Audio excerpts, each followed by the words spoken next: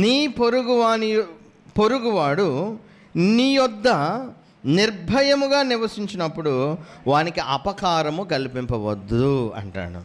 అంటే పొరుగువాడు అవసరతలో ఉంటే, నిజమైన అవసరతలో ఉంటే ఇవ్వాలి. ఆ తర్వాత నీ పొరుగువాడి పట్ల నీకున్న మరొక బాధ్యత ఏంటంటే అతను నీ వద్ద నిర్భయంగా జీవించాలి. అందుకే అంటారు కదా, పొరుగు బాగుండాలి అంటుంటారు కొంతమంది. ఈ పొరుగు బాగుంటే మనము బాగుంటాం అంటుంటారు. అవును, నిజమే. ఎందుకంటే పొరుగు సరిగ్గా లేకపోతే, మన పొరుగు అంటే పక్కనోళ్ళు, ఇంటి పక్కనోళ్ళు, ఇంటి ఎదుటోళ్ళు, ఇది మనం అంటాం కదా, వీళ్ళు సరిగ్గా లేకపోతే ఆ పక్కనున్న వాళ్ళకి మనశ్శాంతి ఉండదు. నిజంగా మనశ్శాంతి ఉండదు.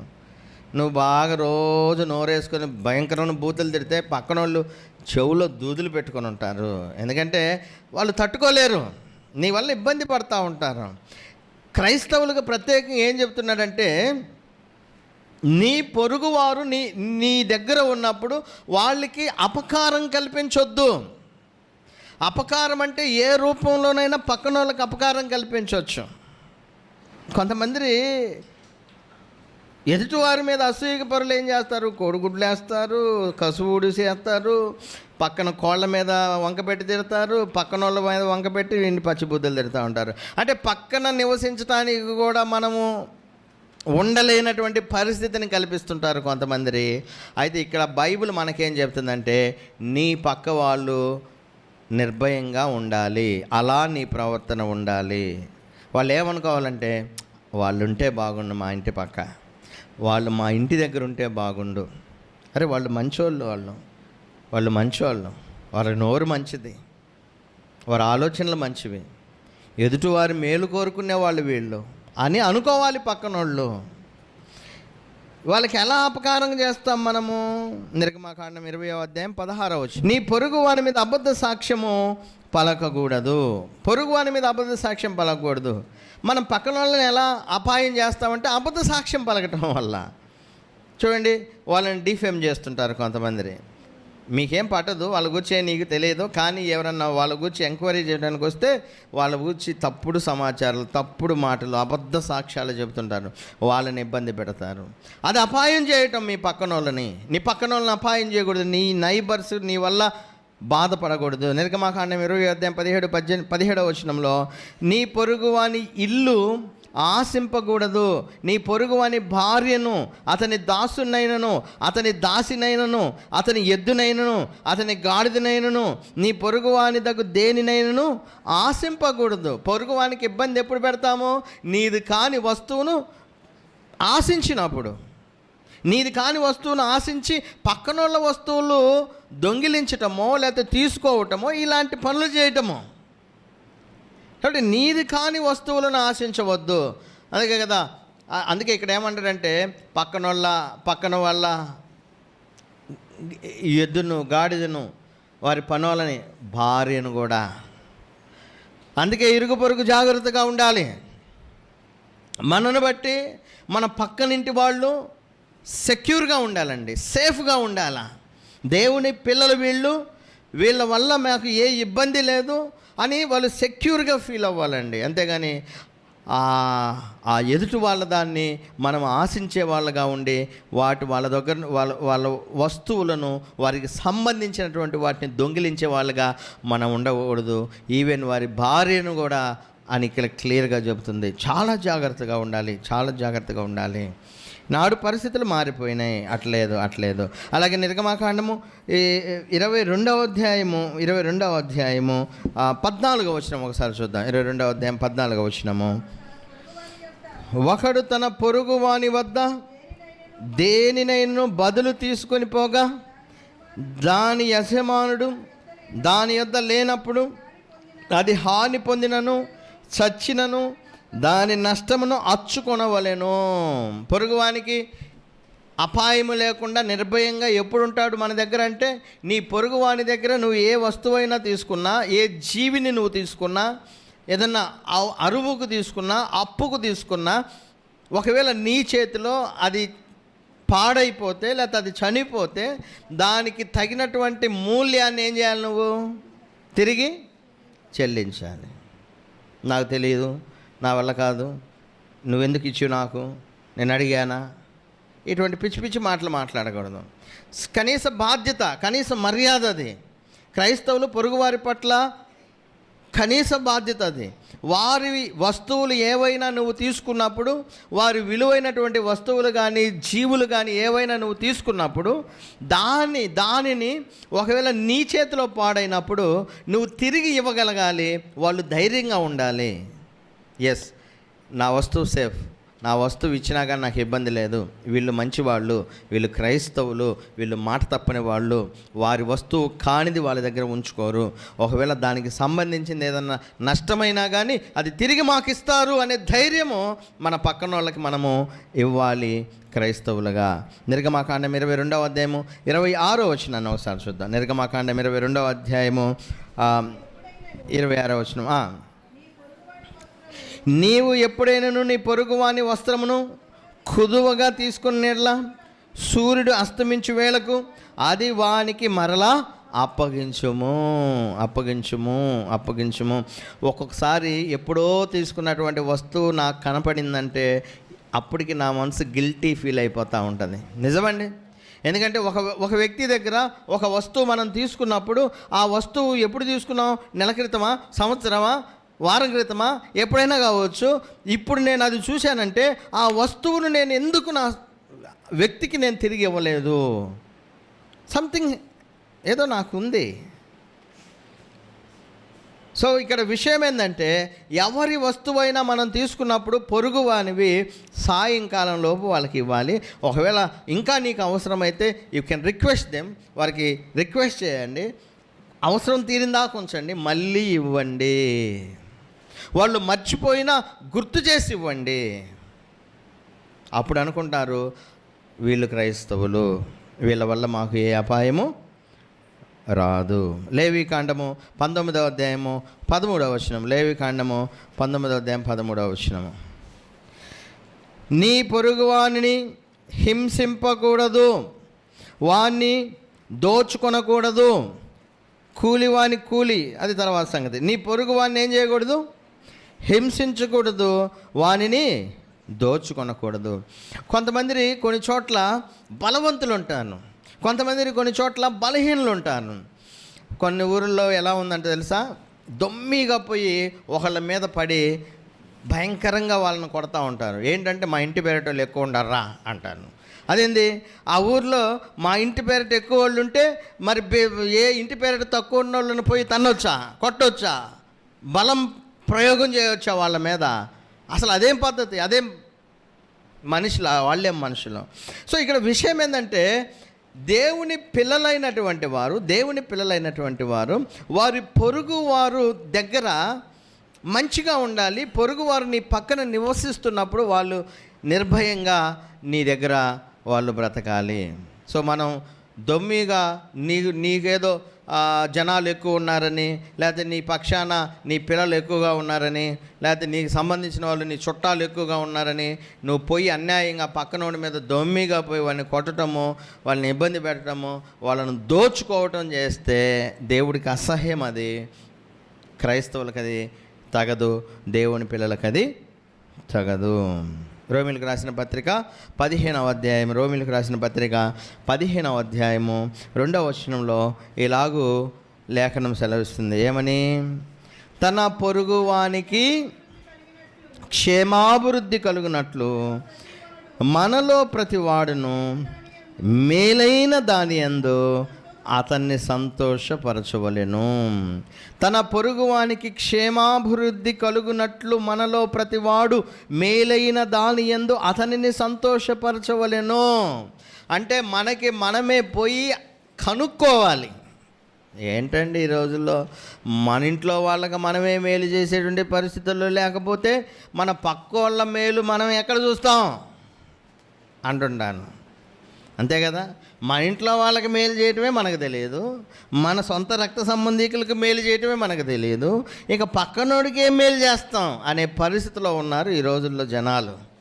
కానీ క్రైస్తవులకి దేవుని యొక్క నియమం చెబుతుంది ఏంటంటే మీలో ప్రతివాడు తన పొరుగువాని యొక్క క్షేమాభివృద్ధిని చూడాలి, మేలైన దాని యందు అతనిని సంతోషపెట్టాలి.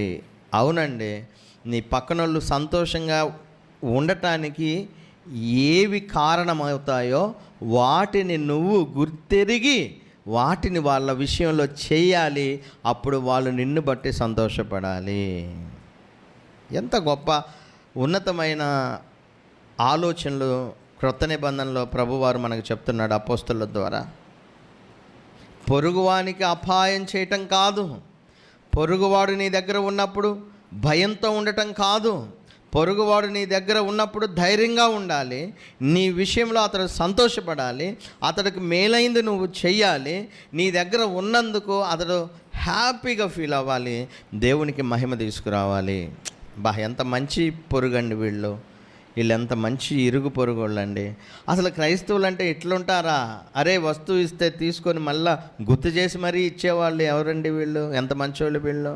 అరే నా వస్తువు తీసుకొని నాశనమైనా కానీ దానికి తగ్గ వస్తువుని తిరిగి నాకు కొనిచ్చారు, చూసారా వీళ్ళు ఎంత మంచోళ్ళు వీళ్ళు. నా గూర్చి పక్కన వాళ్ళకి ఏ విధంగా అబద్ధ సాక్ష్యం పలకలేదు, చూసారా వీళ్ళు ఎంత మంచోళ్ళు. ఇంకా నా మేలు కోరి నాకు సంతోషం కలిగించేటువంటి విషయాలను కనిపెట్టి మరి నా జీవితంలో వీళ్ళు చేస్తున్నారు కదా, వీళ్ళు ఎంత మంచోళ్ళు. అందుకే ఒక్కొక్కసారి ఒక్కొక్క ఇంటి దగ్గర నుంచి ఇంకొకళ్ళు వెళ్ళిపోతున్నప్పుడు ఏడుస్తూ ఉంటారు. ఎందుకు? అరే పేడా పోయిందిరా అనుకోరు, పేడా పోయిందని ఎందుకు అనుకుంటారు?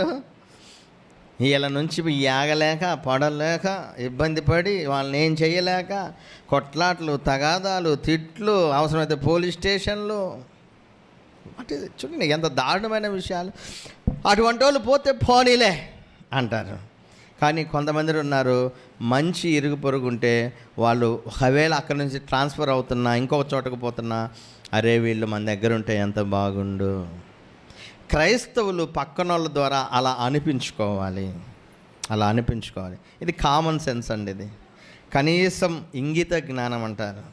ఈనాడు ఈ ఇంగిత జ్ఞానాలు లేనోళ్ళు ఎట్ట పడితే అట్ట ప్రవర్తిస్తుంటారు, ఎలా పడితే అలా ఉంటారు. పక్కన వాళ్ళు గురించి పట్టించుకోరు. పక్కన వాళ్ళు ఎడిచేస్తే నాకేందంటారు, వాళ్ళు ఏడిస్తే నాకేమి, మొత్తుకుంటే నాకేమి, అప్పుల్లో ఉంటే నాకేమి, వాళ్ళకి కదా జరిగింది నాకు కాదుగా అనే హార్ట్లెస్గా, హృదయం లేని వాళ్ళుగా ఉంటున్నారు. అయితే బైబిల్ ఏం చెప్తుందంటే మనము అలా ఉండకూడదు. 30వ వచనం, నీకు హాని చేయి వానితో నిర్నిమిత్తముగా జగడమాడవద్దు. ఇది ఇంకొక విషయం అండి. 30వ వచనం, నీకు హాని చేయని వానితో నిర్నిమిత్తంగా జగడమాడవద్దు. అంటే పక్కనోళ్ళు వాళ్ళ పని ఏదో వాళ్ళు చేసుకుంటా పోతుంటారు. పక్కనోళ్ళు లేదా ఇంకొకళ్ళు వాళ్ళ పని వాళ్ళు చేసుకుంటా పోతుంటారు. వీళ్ళకి ఎక్కడలేని బాధ. అంటే మెదలకుండా ఉండకూడదు, సైలెంట్గా ఉండకూడదు, శాంతంగా ఉండకూడదు, నెమ్మదిగా ఉండకూడదు, గొడవ రాగాలి వీళ్ళకి. కాబట్టి వీళ్ళు ఏం చేస్తారో తెలుసా, తమకు సంబంధం లేని విషయాల్లో పోయి తలదూర్చి, నీకు వాళ్ళు ఏ అపాయం చేయకపోయినా పోయి కాజ్ లేకుండా, నిర్నిమిత్తంగా అంటే వితౌట్ కాజ్, కారణము లేకుండా. సరే ఏదన్నా కారణం ఉందంటే ఏదన్నా చిన్న గొడవ అయ్యిందవచ్చు, అది కారణం ఉండి. కానీ ఇక్కడ కొంతమంది కారణం లేకుండానే పక్కన వాళ్ళ మీద జగడాలకు పోయేవాళ్ళు ఉంటారు. ఇక్కడ ఏమంటున్నారంటే నువ్వు అట్లా ఉండొద్దు. సామెతల గ్రంథం 26వ అధ్యాయం 17వ వచనం చూడండి. తనకు పట్టని జగడం అంటే తగాద, కొట్లాట్లు. తనకు పట్టని జగడమును బట్టి రేగువాడు దాటిపోవచ్చున్న కుక్క చెవులు పట్టుకుని వానితో సమానుడు. చూడండి, తనకు పట్టని జగడమును బట్టి రేగువాడు దాటిపోవు కుక్క చెవులు పట్టుకున్న వాడితో సమానుడు. అంటే అక్కడేదో గొడవ జరుగుతుంది, కొంతమంది పొలోమని పోతుంటారు, ఇది నాది అని.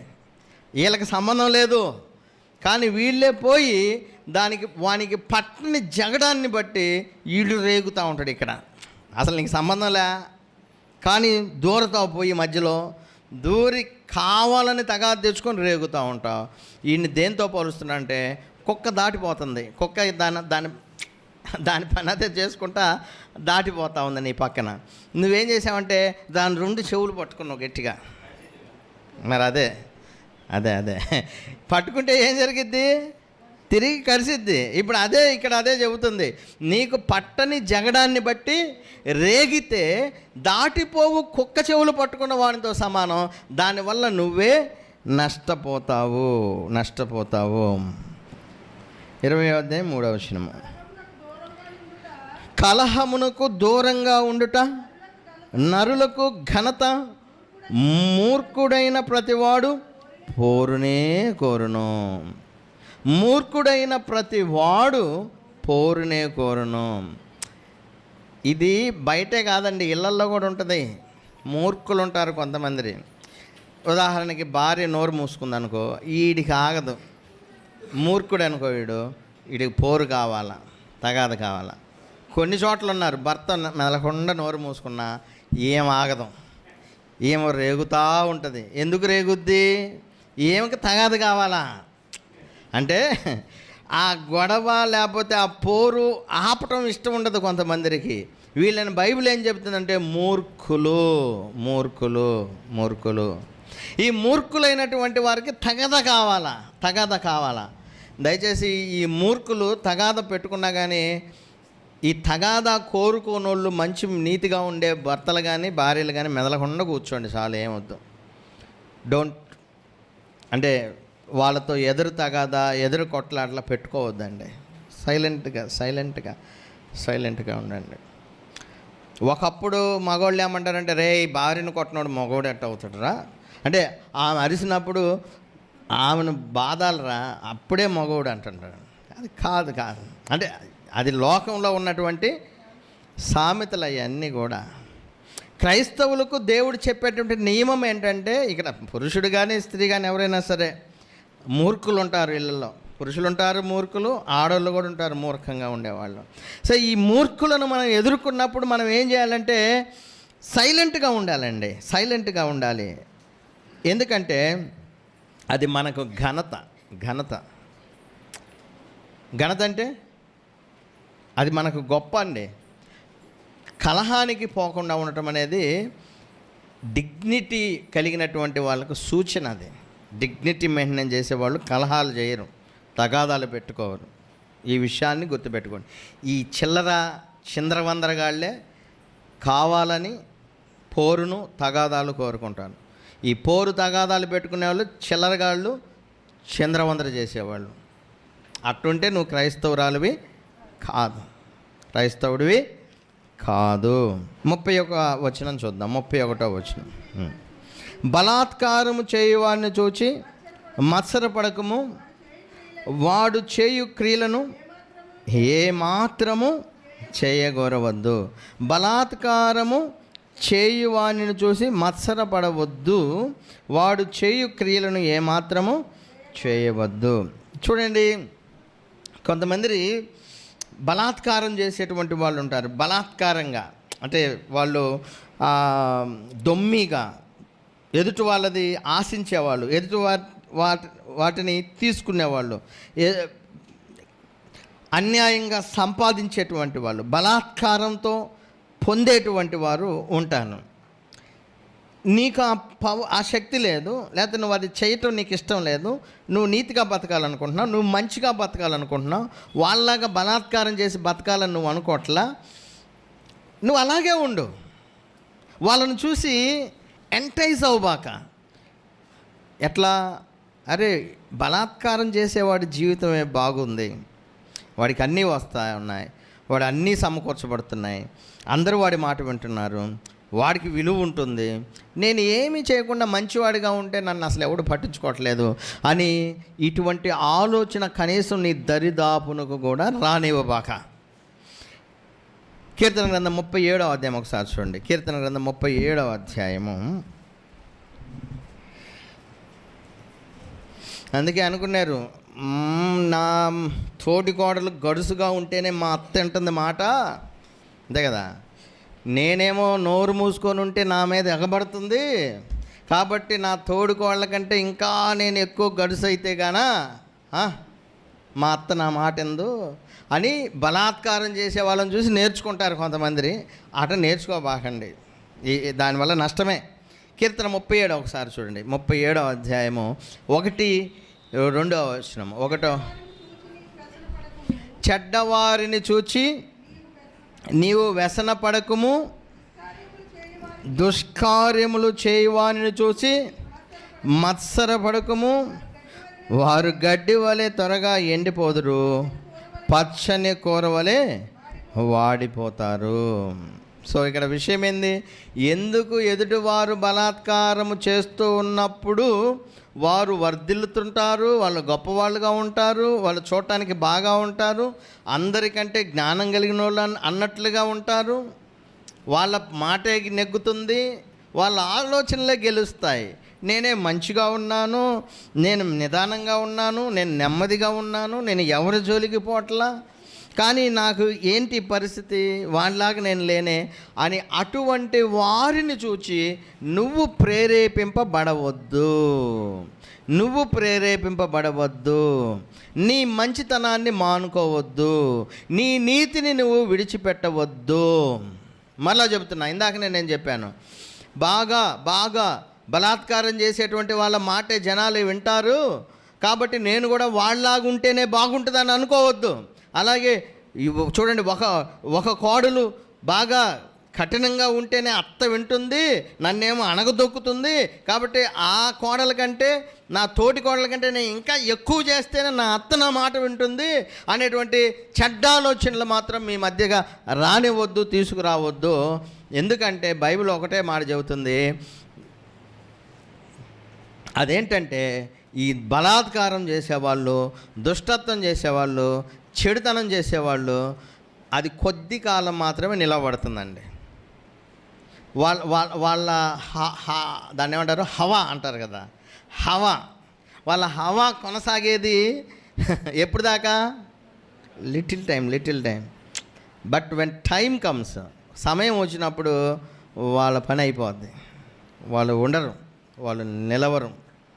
అందుకే ఇక్కడ ఏమంటున్నారంటే, వారు గడ్డి వలె త్వరగా ఎండిపోతారు, పచ్చని కూరల వలె వాడిపోతారు అని చెబుతూ ఈ 3 వచనాల్లో 32-35 వచనాల్లో మంచివారు, చెడ్డవారు, మంచి క్రియలు చేసేవాళ్ళు, చెడ్డ పనులు చేసేవాళ్ళు, మంచి వాళ్ళకి ఏం జరుగుద్ది, చెడ్డ వాళ్ళకి ఏం జరుగుద్ది అనే వాస్తవికతను ఇక్కడ మాట్లాడుతున్నాడు. ఈ 3 వచనాలు చెప్పి నేను ముగించేస్తా. ఈ 3 వచనాల్లో ఏం చెప్తున్నాడంటే, 5 వచనాలను గుర్తుపెట్టుకోండి. ఏమని? చెడ్డవారిని చూసి మత్సరపడవద్దు, వాళ్ళు చేసే క్రియలు నువ్వు చేయొద్దు. ఎందుకు చేయొద్దు అంటే, వాళ్ళ హవా కొనసాగేది కొద్ది కాలమే. సమయం వచ్చినప్పుడు వారు నోరు పడద్దు, వారు కాళ్ళు పడవచ్చు, వాళ్ళు మంచంలో పడవచ్చు, ఇంకేదైనా జరగవచ్చు. నీతిగా నువ్వు బ్రతికితే నువ్వు సేఫ్గా ఉంటావు. అదే విషయాలు ఇక్కడ కింద చెబుతున్నాడు చూడండి. మంచి వాళ్ళకి చెడ్డ వాళ్ళకి వ్యత్యాసం, వాళ్ళకేం జరుగుతుంది, వీళ్ళకేం జరుగుతుందో ఇక్కడ మనం చూస్తాం. 31-36 వచనాలు. ఇక్కడ కుటిల వర్తనుడు కనబడుతున్నాడు, ఆపోజిట్ ఎవరు కనబడుతున్నారు? యథార్థవంతుడు. కుటిల వర్తనుడు యథార్థవంతుడు. ఇలా చెడ్డోడెవరు, మంచోడెవరు? మిమ్మల్ని అడుగుతున్నా. కుటిల వర్తనుడు, కుటిలం అంటే లోపల ఒకటి పెట్టుకొని బయట ఒకలాగా ఉండేవాళ్ళు, కుట్రలు అంటారు చూసారా, కుట్రలు చేసేవాళ్ళు. ఈ కుటిల వర్తనుడు కనబడుతున్నాడు, రెండోవాడు యథార్థంగా ఉండేవాడు. ఇక్కడ ఇద్దరు కనబడుతున్నారు. వీళ్ళ మంచోళ్ళు ఎవరు? యథార్థం. చెడ్డోళ్ళు ఎవడు? కుటిల వర్తనుడు. సో ఇప్పుడు చెడ్డోడికి మంచోడికి ఏమేం జరుగుతుంది? కుటిల వర్తనుడికి ఏం జరిగిద్దంట? యెహోవాకు వాడు అసహ్యుడు. అంటే కుటిల వర్తనుడిని చూస్తే దేవునికే అసహ్యం వేస్తుంది. అసహ్యం అంటే ఒక చిన్న ఉదాహరణ చెబుతా. కుక్క వాంతి చేసుకొని మళ్ళీ తింటూ ఉంటుంది. అది ఎలా ఉంటుంది చూడటానికి? Even we can't imagine even in our minds. అంటే మన మనసులో కూడా ఊహించుకోలేము, చీదర పుట్టిద్ది. ఇప్పుడు దేవునికి కూడా కుటిలంగా ఉండే వాళ్ళని చూస్తే దేవునికి అసహ్యము, యథార్థంగా ఉన్న వాళ్ళని చూస్తే యథార్థంగా ఉంటే దేవుడు వారికి తోడుగా ఉంటాడు. ఆలోచన చేయండి. మంచిగా ఉంటే నష్టమే ఉండదండి, ఇంకా మేలు, మనకు మేలు మేలు మేలు మేలు. దేవుడు మనకు తోడుగా ఉంటాడు యథార్థంగా ఉంటే. రెండవది, భక్తిహీనుల ఇంటి మీదకు యెహోవా శాపమోచును, నీతిమంతుల నివాస స్థలమును ఆయన ఆశీర్వదించును. ఇక్కడ ఇద్దరు కనిపిస్తున్నారు. ఎవరు? భక్తిహీనులు, నీతిమంతులు. ఇప్పుడు వీళ్ళలో ఎవరు మంచివాళ్ళు, ఎవరు చెడ్డవాళ్ళు? నీతిమంతులు మంచివాళ్ళు, భక్తిహీనులు చెడ్డవారు. ఇప్పుడు భక్తిహీనులకు వచ్చే నష్టం ఏంది? భక్తిహీనులకు వచ్చే నష్టం యెహోవా శాపము వాళ్ళ మీదకి వస్తుంది. దేవుడి శాపం వాళ్ళకు వస్తుంది, వాళ్ళకు వస్తుంది. అందుకే అంటారు కదా, అరే వీళ్ళకి ఏం జరిగిందో కానీ వీళ్ళ పరిస్థితి ఎట్లా అయిపోయింది, ఏ శాపం తగిలిందో అంటుంటాం. నిజంగా చెప్తున్నాను, భక్తిహీనుల ఇంటి మీదకు దేవుని శాపం వస్తుంది. మళ్ళీ చెప్తున్నాను, భక్తిహీనత కలిగిన ఇంటి మీదకు దేవుని శాపం వస్తుంది. రెండవది, నీతిమంతులుగా ఉంటే దేవుడు వాళ్ళ మీదకి ఆశీర్వాదం తీసుకొస్తాడు. ఎంత గొప్ప విషయమో! దేవుని ఆశీర్వాదం కలిగిన ఇల్లు ఎలా ఉంటాయి, దేవుని శాపం వచ్చిన ఇల్లు ఎలా ఉంటాయో మీరు ఒకసారి ఆలోచన చేయండి అండి. శాపం కలిగిన ఇంటిలో నెమ్మది ఉండదు, సమాధానం ఉండదు, సంతోషం ఉండదు, ఆనందకరమైన జీవితాలు ఉండవు. తల్లి, తండ్రి, బిడ్డలు క్షేమంగా ఉండరు. బంధువులతో, స్నేహితులతో, రక్త సంబంధికులతో సంబంధాలు ఉండవు వీళ్ళకి. భక్తి లేని ఇళ్ళ మీదకు దేవుని యొక్క శాపం వస్తుందండి. నీతిమంతులుగా ఉంటే యెహోవా ఆశీర్వాదం. చక్కగా భార్యాభర్తలతో సంతోషంగా ఉంటారు, పిల్లలతో సంతోషంగా ఉంటారు, మంచి జీవితాన్ని జీవిస్తారు, ఇరుగు పొరుగు వారితో సంతోషంగా ఉంటారు, ప్రార్థనాపరులుగా ఉంటారు. చాలా నీతి, మంచి నెమ్మది కలిగినటువంటి జీవితాలు జీవిస్తారండి. అందుకే మంచి చెడు గూర్చి చెబుతున్నాడు. చెడ్డవాళ్ళను చూసి మత్సర పడబాక, వాళ్ళ పరిస్థితి దారుణంగా ఉంటుంది. వాళ్ళ పరిస్థితి ఏంది? మొదట వాళ్ళు దేవునికి అసహ్యులు, దేవుని యొక్క శాపము వాళ్ళ మీదకి వస్తుంది. తర్వాత అపహాసకులను ఆయన అపహసించును, దీనుని ఎడల ఆయన దయ చూపును. ఇక్కడ కూడా ఇద్దరిని చూస్తున్నాం. ఎవరు? అపహాసకుడు, దీనుడు. ఇక్కడ మంచోళ్ళు ఎవరు? దీనుడు. చెడ్డోడు అపహాసకుడు. అపహాసకుడికి ఏం జరిగిద్ది? దేవుడు అపహాస్యం చేస్తాడు. అందుకే బైబిల్లో ఒక మాట ఉంది, రాయి దొర్లిచ్చిన వాడికి మరలా వాడి మీద ఆ రాయి పడుద్దంట, చెట్టు కొట్టేవాడికి పాము కాటేసిద్దంట. అంటే ఎందుకు ఈ మాట చెప్తున్నంటే, ఎవడు ఏది చెడ్డది చేస్తాడో దాని ఫలితాన్ని అనుభవిస్తాడు. అందుకే నువ్వు అపహాస్యం చేసావు అనుకో, జనాలను చూసి నువ్వు కూడా ఒకరోజు అపహాస్య పాలవుతావు.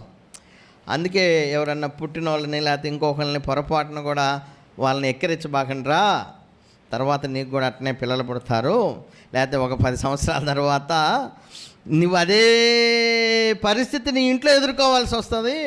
అప్పుడు నీకు గుర్తు వస్తుంది, నేను అప్పుడప్పుడు ఇట్టన్నా అట్లన్నా ఇటు తిట్టా అట్లా అపహాస్యం చేశా. అదే ఇక్కడ చెబుతుంది. అపహాస్యం చేస్తే అపహాస్య పాలవుతారు.